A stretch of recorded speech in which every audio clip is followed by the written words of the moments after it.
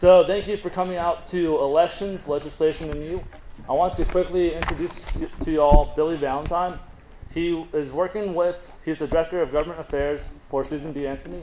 He started as a high school intern, and he currently has 3 kids.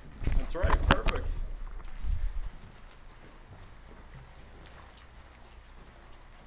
So before we get going here, I wanted to introduce the VIPs. My son Andy's 4 years old, first conference.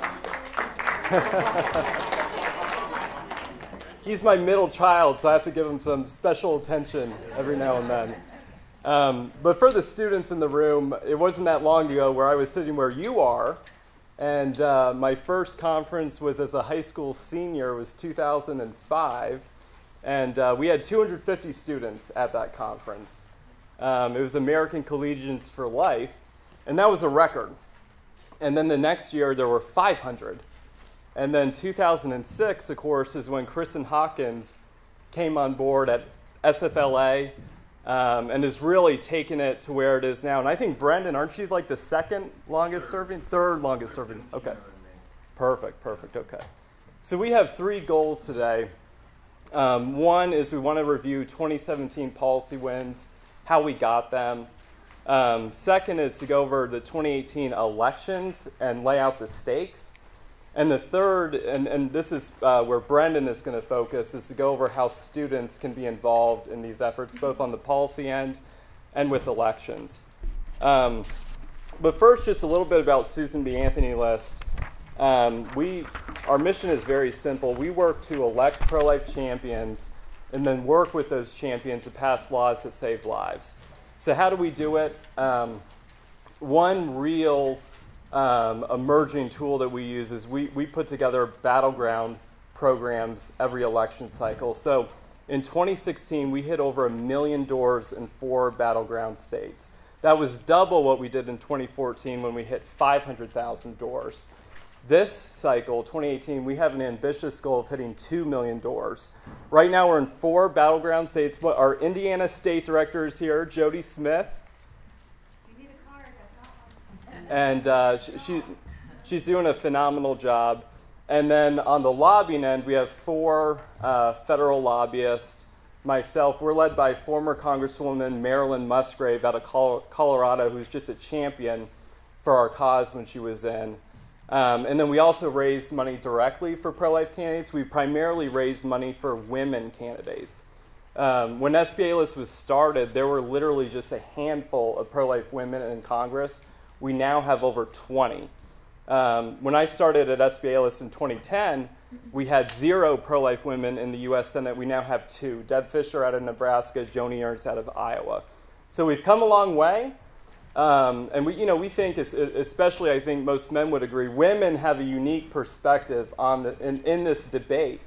And in the 90s, when you had Rick Santorum and Chris Smith and Joe Pitts and others debating on the floor, they were begging pro-life women staff, run for Congress, we need your voice, as they went up against Barbara Boxer and Nancy Pelosi. So we really feel like we filled a void, we're making progress. We just had our first candidate selection committee call just this past week. We're endorsing 13 women in the month of January who are running for office. That's a record for us. We're running far ahead of any other election cycle, which is really exciting. For the students in the room, we have a year-round paid internship program out of our headquarters in Arlington. We also have a Capitol Hill townhouse, which is the base for our lobbying program. And then our super PAC, we pay our canvassers. Because it's not an easy job, but we provide full training. We had a group of students from Indiana who used our canvassing program to raise money to be able to go to the March for Life yesterday. They were interviewed by EWTN. They did a great job. I've got my email on the second page there. Feel free to shoot me a note, friend me on Facebook, tweet me, whatever, if you want to get involved. So going over our policy wins, just as some background, because I think this really lays the groundwork for the talk. In 2017, we had a pro-life majority in the House. Obviously, in the House, legislation can pass with a simple majority. In the Senate, we had 51 pro-life votes. So you think, okay, that's a majority. We can get whatever we want to the president. In the Senate, you need 60 votes to virtually do anything to break a filibuster. There are some exceptions that I have listed here on page 3. One is confirming judges. That's 51 votes. It used to be 60. Harry Reid brought it down to 51 for lower court nominees. And then just this last year to confirm Neil Gorsuch, the Republicans brought it down to 51 for Supreme Court nominees. Reconciliation bills, it's a very complicated process, as Brendan could tell you. You can pass a reconciliation bill one time per year. The rules are incredibly complicated. It's called the Byrd Rule. Provisions go through a bird bath. There is literally an unelected parliamentarian who's like a nonpartisan umpire who decides what can and cannot be in a reconciliation bill.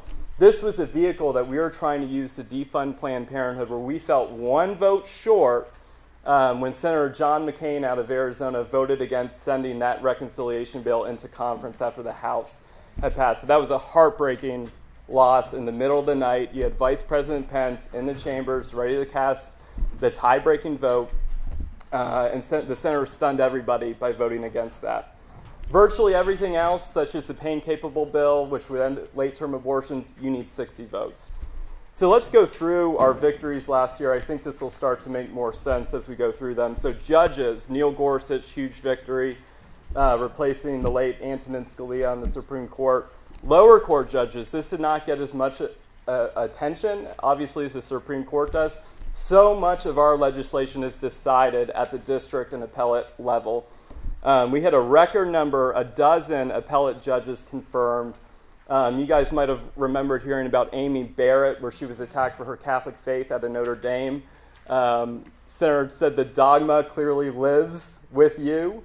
So there were some cool shirts that came out of that. The dogma lives loudly within me. Some really great judges confirmed last year. Defunding Planned Parenthood, I already said we failed to completely defund them, unfortunately. We did make significant progress. Congress passed and President Trump signed into law a continuing Congressional Review Act resolution. And what this does is Obama said to states, you cannot defund Planned Parenthood of Title X funding. Congress, as a check on the executive branch, through the Congressional Review Act, where you only need 51 votes in the Senate, overturned that. Now, Trump could have done that himself. The significance of Congress doing it through the CRA means that no future administration can do what President Obama did, which is great. And then last, just at the end of 2017 in December, the Department of Justice under Attorney General Jeff Sessions, who's a great pro-life hero, finally confirmed that Planned Parenthood, for the first time ever, is under federal investigation. And of course, you're going to hear from David Daleiden tonight, and he's the reason why that happened. Then we had, looking at the international space, we had President Trump, and this is significant, greatly expanded the reach of the Mexico City policy. So in previous administrations under Reagan and Bush, it only applied to about $500 million worth of international funding that could not go to international abortion providers. President Trump expanded that to cover all health spending because Planned Parenthood was dipping into different accounts outside of family planning, to the point where we're covering now $8 billion worth of international funding. So that was significant, a huge win. And then, of course, defunding the UNFPA, which has long been complicit in China's forced abortion policies, child limitation policies, absolutely horrific. Conscience rights, HHS mandate, greatly rolled back. Virtually any employer with moral or religious objections can now opt out of the HHS mandate. SBA list, we are not a religious organization. If President Trump had simply given an opt-out to religious organizations, SBA list, a pro-life organization, would still have to cover abortion-inducing drugs for all our employees. Very significant that moral objectors are included in that as well. Moving on to the next page, late-term abortion. The House passed the pain-capable bill. This is a ban on abortions after 20 weeks or 5 months of pregnancy based on the child's ability to feel pain. I've had the honor of meeting Micah Pickering, a little boy from Iowa who was born at this very age. And he's now he's literally just a month apart from my oldest son. He's come to the Hill twice to lobby senators. He's become the face of the bill. When the House passed it, they named it Micah's Law, which was really cool. President Trump has said he would sign this into law, but again, we have to get to 60 votes in the Senate to get it to his desk unless the Senate changes the rules. And we can talk more about that later. Charlie Gard in England, President Trump boldly spoke up in his defense. I had the honor of meeting his parents at the White House, who said that extended Charlie's life by a few days when the High Court there decided to again hear the case. And of course, they ruled on the wrong side. But Charlie's parents said, President Trump speaking out gave us a few more precious days with our son. We're mostly talking about federal elections, federal legislation here, but we have made tremendous progress at the state level. We had 19 states pass 63 pro-life laws in 2017. The last 7 years since 2010, when we elected a wave of pro-life state legislatures and pro-life governors across the country, since that time period, that accounts for 34% of all pro-life laws passed at the state level since Roe versus Wade in 1973. Tremendous progress at the state level. A lot of these laws are in various stages of court challenges. We've had some good rulings. We've had some bad rulings. One ruling I'll point out that occurred last year is that the 8th Circuit ruled that Arkansas did have the right to defund Planned Parenthood and Medicaid funding. You had previous circuit courts denied that right. So now you have a conflict in the circuit courts. Usually when there's a conflict in the circuit courts, these cases go to the Supreme Court. This takes us to yesterday, when the Trump administration rescinded an Obama-era letter telling states you cannot defund Planned Parenthood and Medicaid funding. Medicaid funding is their largest source of taxpayer funding. So hopefully what that means in 2018 is we'll have more states will take advantage of that. We have about 25 states under complete control. That will put more cases in the courts, put pressure on the Supreme Court. We think that's a case that we can win. And while the federal government is failing to defund Planned Parenthood, hopefully we'll make great progress at the state level, and hopefully after 2018 we can get back on track in the Senate and finally get the job done federally.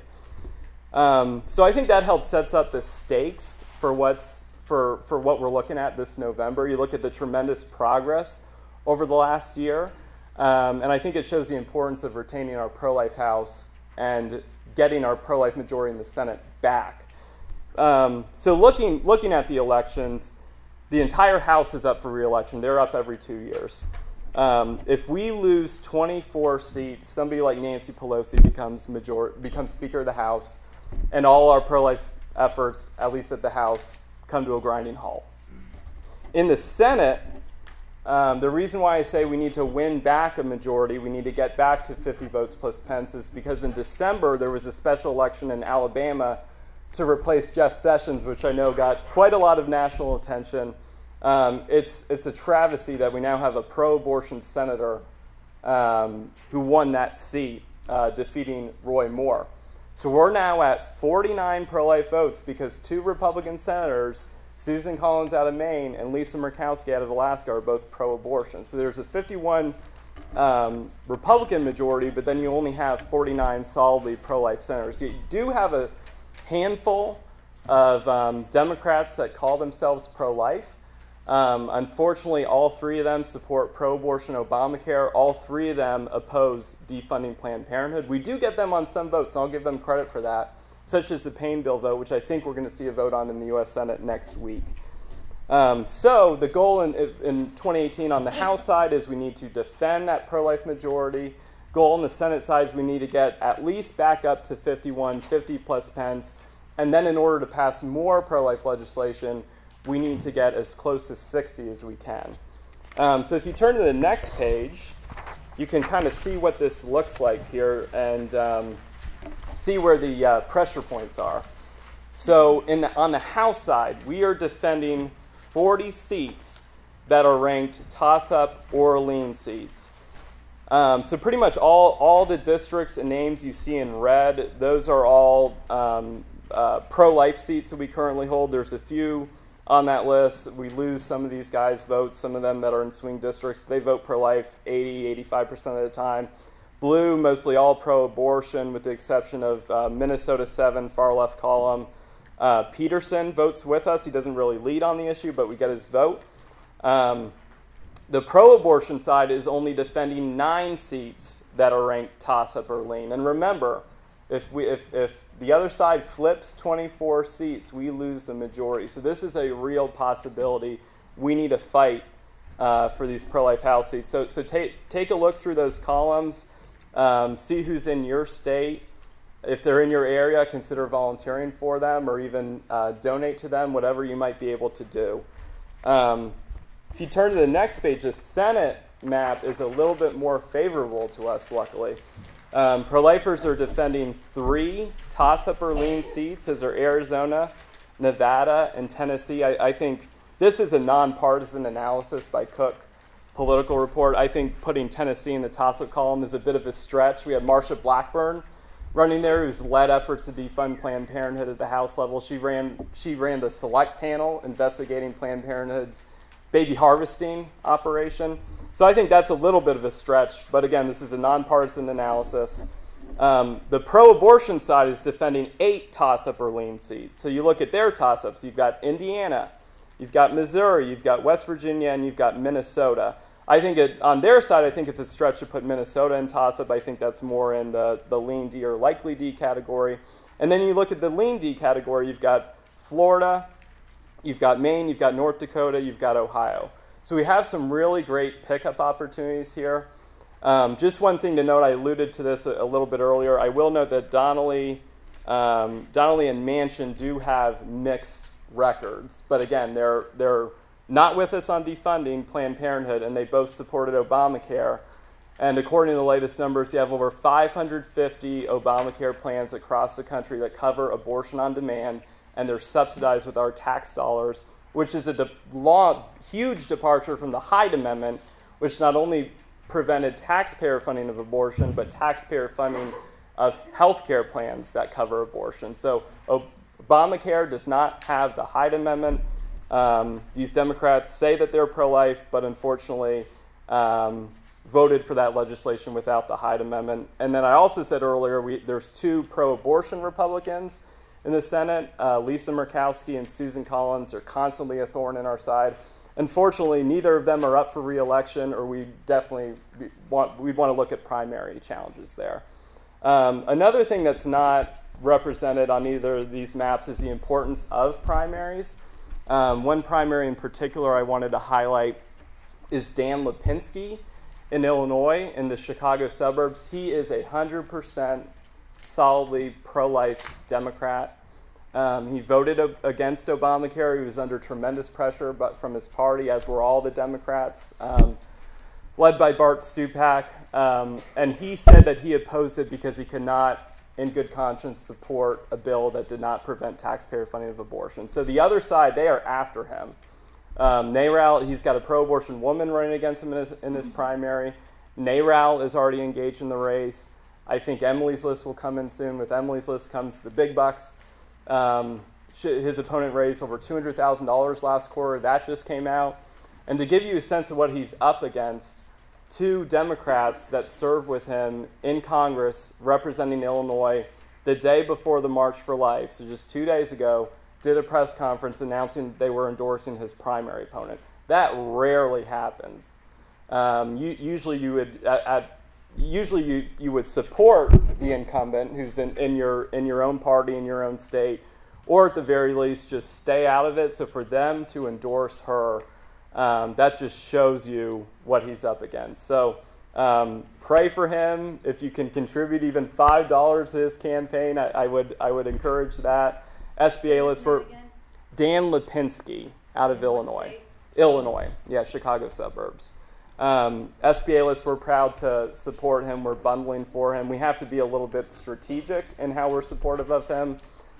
We wouldn't want any of our efforts to backfire in a Democrat primary with the more liberal voters. And that is a March primary, so that's coming up quick.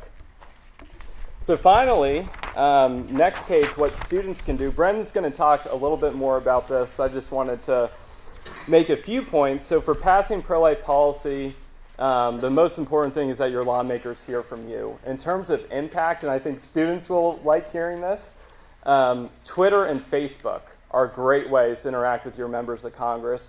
I've got a lot of friends who work on the Hill, and I'm always asking them, what gets the attention of your boss? What method of contact?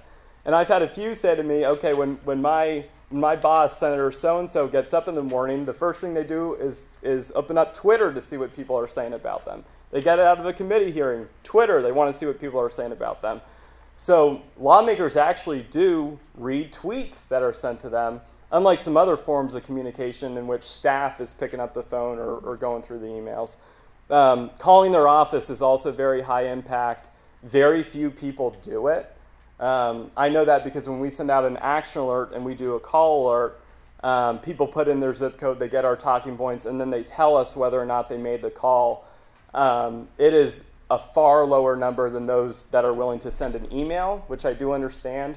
Emails, again, do have a good impact, but I would say a call is probably worth 50 times what an email is worth, and I'd say the same about a tweet. Maybe that's even worth 100 times. So we really see email in offices where we get our volume, and then calls and tweets and Facebook posts. That's really where we get the quality. I'd also say do not write off people that are 100% pro-life or 100% pro-abortion. The reason why I say that is you might say, okay, well, my guy votes, he votes the right way 100% of the time. I don't need to call him. I don't need to email him. I don't need to tweet at him.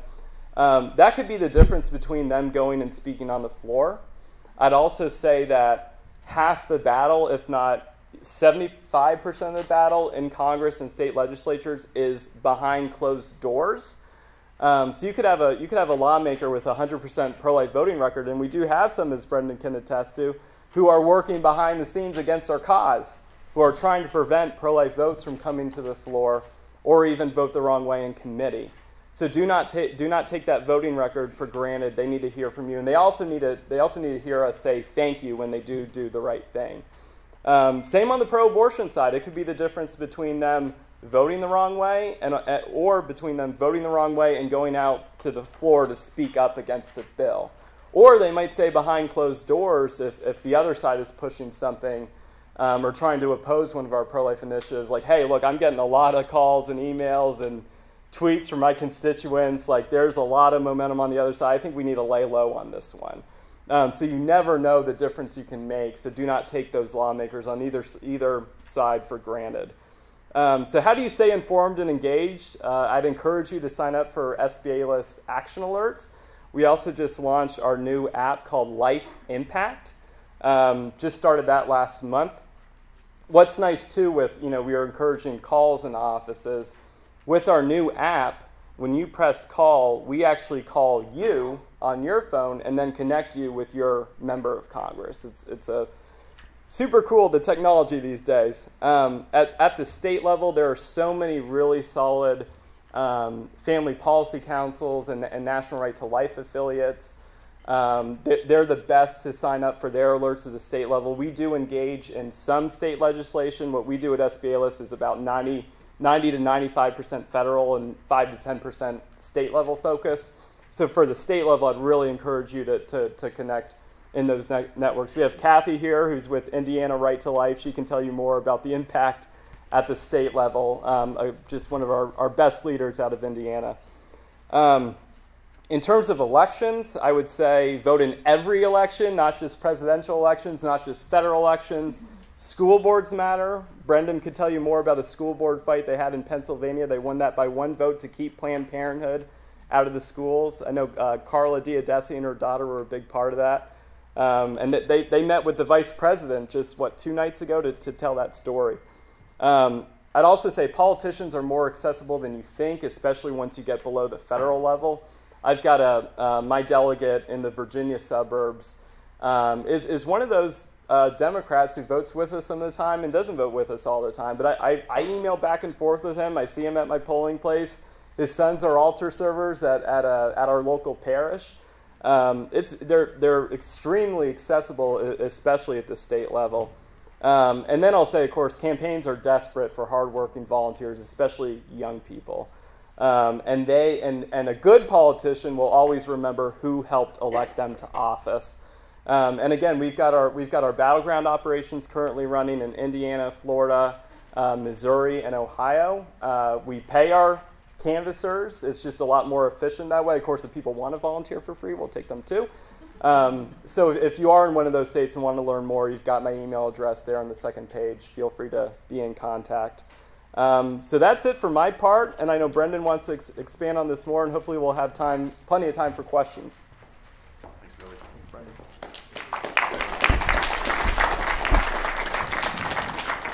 I'm going to take the microphone out of there because I'm not capable of standing still. Really appreciate Billy being here. We coordinate so much behind the scenes, constantly texting with him and Eric and his team. Actually, my favorite is when we get to play good cop, bad cop with them. And we get to go have fun. For example, little story back in April, May, when did we do Socket to PP? Back in April, we did our halfway rally with the Socket to PP campaign. And we were trying to push, at the time, we were trying to get a vote in the House on repealing Obamacare because it had the defund Planned Parenthood language in there. And we were trying to get all these people out. We had Senator Sassy out to speak. We had a hard time trying to get anything from the Speaker's office. I don't know, Billy was talking a lot with them, and his team was talking. I mean, one of my best friends from college is Deputy Communications Director and couldn't get a return phone call. And so the day before we do the Sockets PP, I sent an email to basically everybody I know on his staff, and I said, we're showing up tomorrow at your office with like 100 young people with our socks. I hope you have someone there to meet us. And they found somebody real fast. And so that kind of stuff makes such a huge impact, and having young people especially. Yesterday, we're working two big, federal initiatives this year, as Billy mentioned, the 20-week ban, as well as defunding Planned Parenthood. So yesterday after the March for Life, we had about 25 students from Kentucky. Anyone who was with us from Kentucky yesterday in here? We had some students from UK and NKU, around down to Louisville as well, go to visit their senator's office, Leader McConnell and Senator Paul. Leader McConnell, who has been not moving as quickly as we would like on a 20-week ban, although we've got some assurances kind of behind the scenes from them the last few days that that's going to be coming up hopefully within the next week. Obviously, the government shutdown has messed with that plan. And Senator Paul, who was one of the voices when we kind of had that second go at repealing Obamacare and defunding Planned Parenthood. He was actually one who said he would not vote for that legislation. And so we brought these students to Leader McConnell's office, and they were so welcoming. And we brought them to Senator Paul's office, 25 young people. I mean, they were like, where can we take your picture? And they pulled the senator out of his meetings on the spending bill to come down and get a picture with these 25 young people from Kentucky so they could blast it out everywhere. And it's that type of, really forcing them to publicly engage that really makes a difference. And the young people, I mean, Billy said it a lot of times, I cannot say it enough how important it is that young people are there in person at the Capitol, at your district offices, federal, state, local. Because most politicians are good at one thing, and that's getting elected. In fact, that's pretty much their number one job, as they see it, is to get reelected. And they know who the next voters are in the next generation, in the next election, and that's us, the young people. They want to show that they're cool and hip. They want to show that they're on board, that they've got the youthful energy. And so having those young people, whether it's getting there and being with them, or whether it's calling and saying, I'm from University of Kentucky Students for Life, just want to call in, thank the senator for what he's doing, or just wanted to call in, request that they, vote to defund Planned Parenthood. Makes such a huge difference. And I want to also reiterate another point that Billy made on why it's important to kind of work behind the scene, or work on the senators and the congressmen who are going to be behind the scenes, because I think almost as important, if not more important, is the external pressure from the constituents. So much of what happens in Congress is determined by leadership. So the Senate Majority Leader and the Speaker of the House. And the best way to pressure them is by get their members telling them, hey, I'm getting hit hard from my constituents on this, we got to do something, or hey, we got to back away. And so once we can get all those members who are talking to their leadership, and it takes a lot of guts to go tell the leader of your party, hey, you're hurting me here. So the more support that they have, the more that happens, the more that makes a difference. So that's just kind of my 2 cents on that. I want to talk a little bit more about specifically what we have going on this year in 2018, and kind of start off with the story that Billy mentioned of what happened in Reading, Pennsylvania. So we got word over the summer, Reading, Pennsylvania, there's some people here who are involved in that whole effort, that they were going to allow Planned Parenthood to set up shop at a free clinic with a counselor inside the local high school, which basically was then down the street from the Planned Parenthood facility, and that counselor would be sending girls from the school to Planned Parenthood. This is crazy to think about, but this happens so many places. I mean, in Hawaii, Planned Parenthood is doing sex education in kindergartens. School board, so hugely important. People think, oh, I gotta wait until I'm older, to run for office. One of the youngest members of any state assembly, Kayla Kessinger in West Virginia, right? She was elected at 18, 19 years old, and has been a massive pro-life voice, and is becoming a huge leader. You have Angus King's race. Eric Brakey is, I don't know, he looks like he's about 20 years old, but he must be at least 30 if he's running for Senate. Young people have more and more opportunities, much more and more of a voice, and a great place to get started is at the school board, is at the city council, because so much of that local stuff gets, so much of the impactful stuff, the stuff that really hits your life is happening at that school board level. So I kind of got off track, which happens frequently. I've had a lot of caffeine this week, and I don't normally drink caffeine, so my brain is like whirring in a bunch of different directions. We need like a detox after this. And so, anyway, so we found out about this school board, and we were told at the beginning, there's no way. I mean, they looked at the breakdown of who was on the school board. They said, there's no possible way you're going to flip this, right? And we said, yeah, okay, just wait and see. There was another phrase I was going to use that I can't actually use in your audiences, so we'll come back to that later.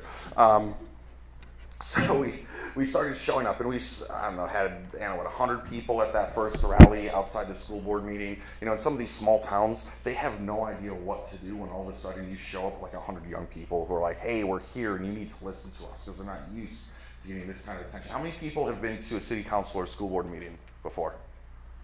Okay, I'm obviously asking the wrong audience to make my point, because you guys are the ones engaged. If you were to go ask the rest of the people, the other students you go to school with, how many people are going to raise their hand? Probably just these people, but out of a group of 1,000, 2,000, right? So they're not used to getting it. So we went in, and just throughout the whole summer, so the first victory we had was, they were going to have a vote the following week after the first presentation, and holy cow, we can't do this, right? And so they kept delaying it, and we kept hitting them behind the scenes. We were making phone calls, making emails. I mean, the amount of people who call the school board is so small that every call makes a big difference. Someone told me at the congressional level, right, so getting up a little bit, they consider one phone call to represent about 1,000 voters.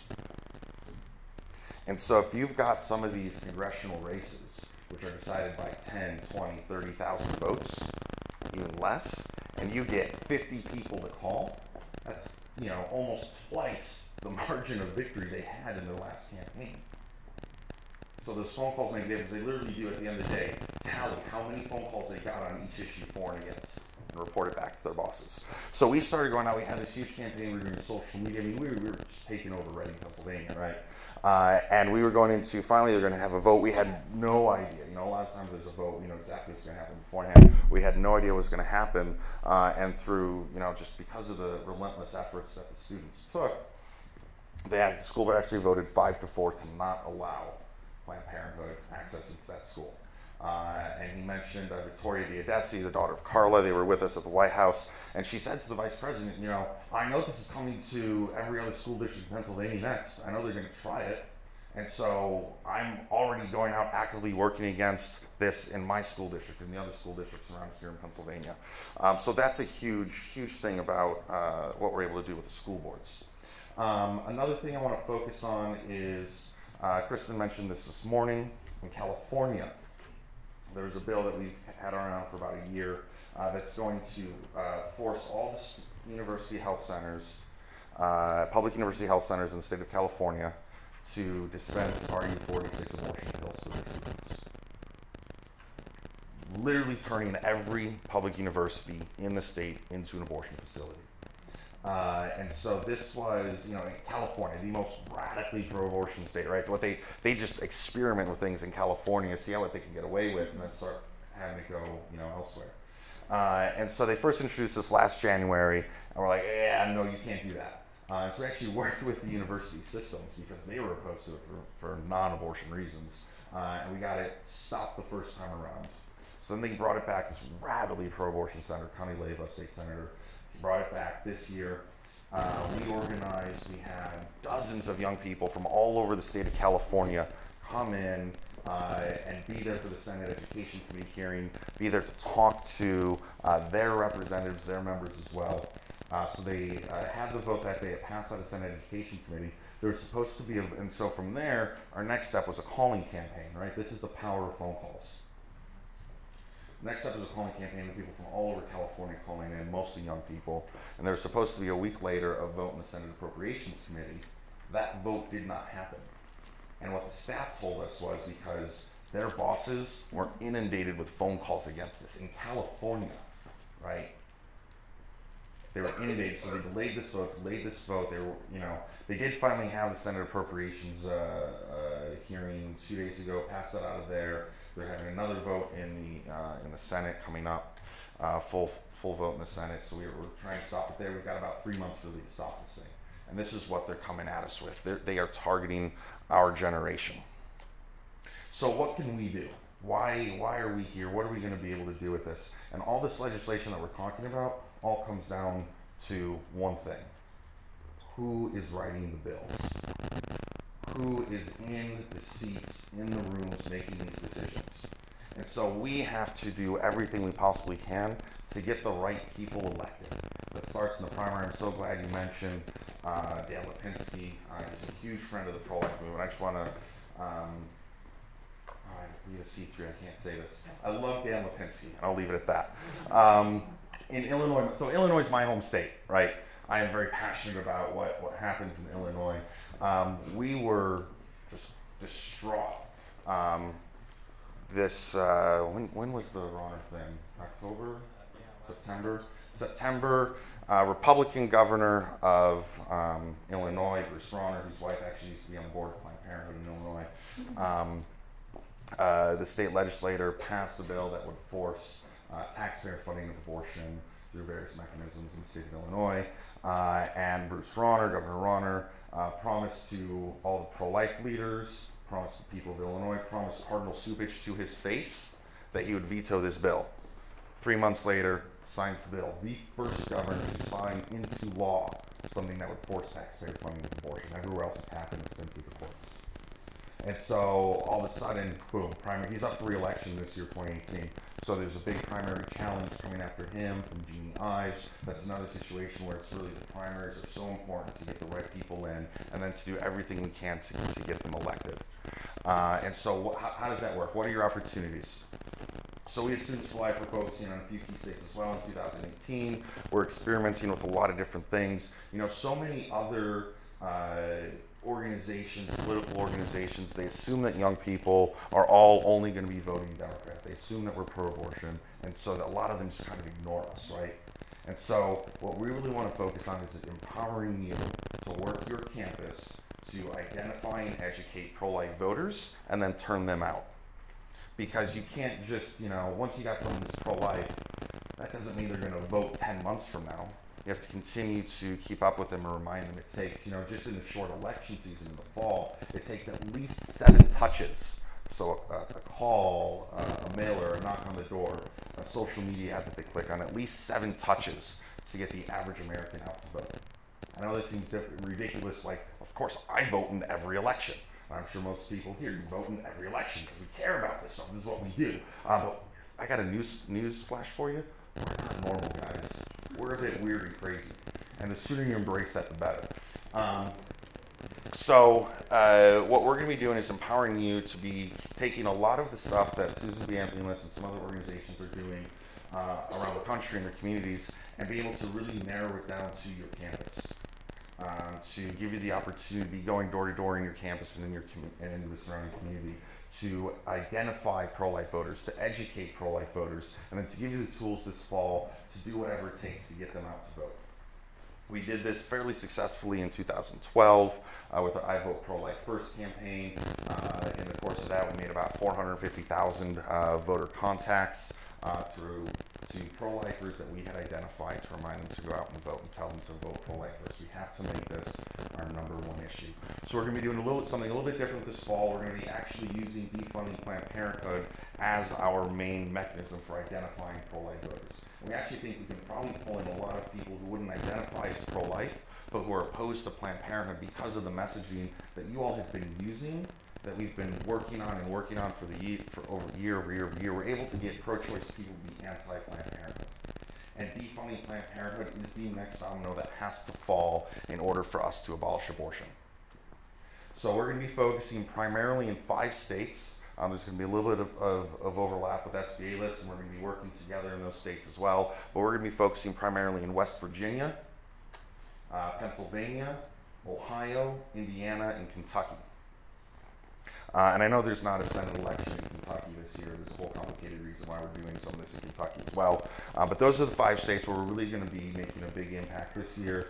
If you're in other states, we just had some students from Alaska visiting Senator Murkowski, who, by the way, assured them that she's personally pro-life. Whatever that means. Yeah. So that's going to be our big thing. I don't have a whole lot of details yet. This is something we're still working on. There's going to be a lot of digital marketing. There's going to be, some of you were probably at the training last night that we had for leaders from those states on what they're going to be doing. We picked those states because we know that defunding Planned Parenthood, thanks to the work that SBA List does, we know that defunding Planned Parenthood polls well in those states. So Ryan's going to pass around a sign-up sheet and a pen that's going to go around as we finish up here. So if you're interested in being part of this, whether you're in one of those states or not, we have some other things that we're also working on in some other states, and a lot of this is also even setting the stage for 2020 and trying some new things out, where we think we can really have a huge opportunity for gain, the return on investment here, to identify a neglected population by some of these other larger groups, to really get out and find the people, and you have the access that nobody else does. That's what's so great and so important about your Organized Students for Life Club, is you as a student group have way more access than anybody else. Billy, sorry to say you can't just randomly walk into a campus and start knocking on doors. But you as a student group have the ability to do things like this, but public schools, private schools. And so this is going to be, I think, an opportunity for us to really start flipping and being able to make a huge impact with not a huge amount of investment. So that's all we've got. I've got a ton more. I'd love to say I could talk for days. Billy could talk for days. We could hang out here for the rest of the day. But we wanted to open it up to you to ask questions of either Billy or myself. We've both done, Billy does way more of this than I do, so I really encourage you to take advantage of the opportunity of having Billy in the room. He knows everybody. He knows pretty much everything. So we're going to bring Billy back up, and anybody who has a question. I saw one over there. Yes? So why are you doing operations in Kentucky when there's no Senate election going on? So because we are a 501c3, we have to be nonpartisan. And so we have to be working in some other states as well. So it's not just Kentucky, there's some other things that we're going to be doing. But in addition to that, because of Leader McConnell and Senator Paul, who have both been, let me say this. If the Senate wanted to defund Planned Parenthood, they would figure out a way to do it. They would stick it under some sort of must-pass legislation. I would love to see them stick defunding Planned Parenthood on any number of their must-pass legislation. I know we're in a shutdown now. I don't know, I didn't notice it. But I would love to force the pro-abortion extremists. I mean, the thing about this, and I could go into polling numbers all day, right? There was just some polling released by Marist Knights of Columbus the other day. Only 13% of Americans are actually fully in line with the pro-abortion movement. Their extremism. I mean, how many House members voted against born alive infant protections? Almost 180. Yeah, 180. I mean, they literally, there's literally 180 elected members of Congress who are like, yeah, have that born baby. Nah, we can kill him. It's fine. Like, that's mind-boggling, right? Only 13% of the country is on board with this. And so, I would love to have that fight, to have, you guys love this so much, shut down the government because you want to continue giving taxpayer money to one of your largest campaign contributors, right? Planned Parenthood in 2016 bragged that they had a larger ground operation working for Hillary Clinton than the DNC did. They spent $30 million just on Hillary's campaign. We don't even know how many other millions they spent on other campaigns. And sorry to say this, but 99% of their money goes to Democrats. They control, and that's why Dan Lipinski sees it so important. Yep. We have to prove that you can be a pro-life Democrat and win. Because if we only have one pro-life party, we're not going to win. So Planned Parenthood is not a 501. So they have a 501c3, they'll have a C4, which they do the lobbying through, then they also have a PAC and a super PAC, and they have all these local PACs, and it's really not that hard to move the money around. And so to get back to your original question, the reason we're going to be focusing on Kentucky won't have the same election direction as what we're doing in the other states, but we want to be talking to Senator McConnell to say, hey, we need you to make this an issue. From when he's hearing from his constituents, he's going to start saying, all right, I have to do this. And same thing with Senator Paul I mentioned. So we may have rankled him a little bit when we sent out a press release saying that Rand Paul was voting on the same side as Planned Parenthood, which was technically true, although not necessarily his intention. And so what we're going for there is we need, for him who claims to be the most pro-life member of the Senate, we need him to put pro-life issues first. Yeah. Just in terms of contacting lawmakers, I'm kind of curious, how good is old-fashioned state? Because I actually work for pro-life group over in Australia, or at least there, snail mail phone calls are the two best ones, but I'm kind of curious how it is here. So the question was about contacting through the post, through snail mail. I'll turn that over to Billy. I think snail mail is great. Basically at the end of every week in most congressional offices, you get a report sent out. Here's how many letters we received, phone calls, emails, tweets, smoke signals, etc. These were the issues. This is the breakdown. So I think any mode of communication has an impact. I do think, at least here in the States, that phone calls, social media, highest impact. What about like multiple calls? If I call my congressman today and then I call him tomorrow, does that make a difference? Or calling congressmen out of your district, does that make a difference? I would say outside, if you're calling outside of your district or outside your state, we would not encourage that. I think that just annoys them more than anything else. In terms of multiple days, I think that I would just call them once per issue. But certainly, if a few weeks have passed and they haven't taken action, you could definitely call again for sure. I have a follow-up question. For you, Billy. Well, this is something that we've talked about internally. I mean, the way we can organize students, the way it's set up, gives us a lot of different opportunities to have kind of coordinated call campaigns. Do you think it's most effective if we were to say get everyone, so say we were in California, for example, if everyone had their Students for Life group meeting at 12 o'clock on Tuesday, and for 12 o'clock to 1 o'clock, we're going to flood all the offices and completely shut down that office. Or, because I mean, what I've heard, and you know this better than I do, when someone like the chief of staff has to start answering phones because that's how often their phone is ringing, they get really mad.